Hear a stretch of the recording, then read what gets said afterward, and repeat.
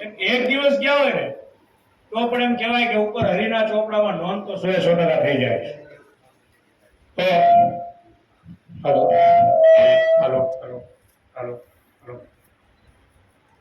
તો કાર્યક્રમની શરૂઆત કરતા ખરેખર તો આ તો ખબર નહીં કે ઇમોશનલ વાતાવરણ છે કે આનંદનું વાતાવરણ છે કે ભેગું થઈ ગયું અને પહેલી વખત એવું છે કે તે વાતાવરણ ભેગું. અને ફરી એકવાર આજે મેં બોર્ડ વાંચ્યું, બોર્ડમાં બહુ સરસ શબ્દ લખ્યો છે, એક વૃક્ષનો ઉછેર બરાબર એક બાળકનો ઉછેર.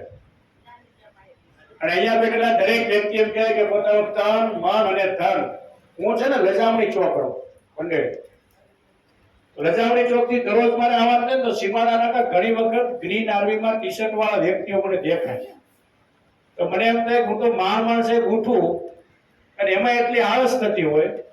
આ લોકો 5, 5:30 વાગે ઉઠે અને પાછા વૃક્ષો વાવવાના, ખાડો ખોદવાનો, ખાલી મૂકીને તો આવવાનું નથી, પાછું ઉછેરવાનું. આ કોઈ નાની વાત નથી.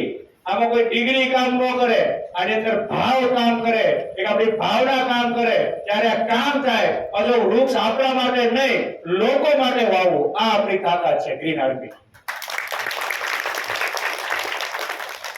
અને બીજું એક પાછું છેલ્લે લખ્યું તો આવો આપણે બધા સાથે મળીને વૃક્ષનો ઉછેર કરીએ. પ્રશ્ન એ છે વૃક્ષ શું કામ? ઘણા કામ થાય. પાછું એક સરસ શબ્દ પાછળ લખો વિપુલભાઈ, બહુ મને ગમે. કયો ખબર છે? કયો હશે? આર્મી.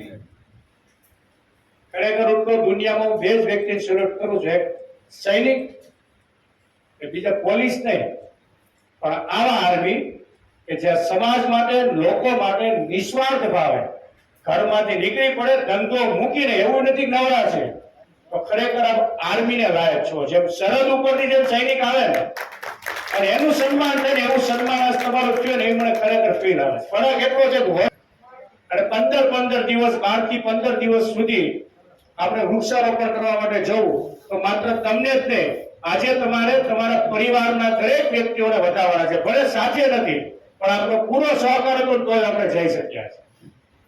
તો વૃક્ષ શા માટે?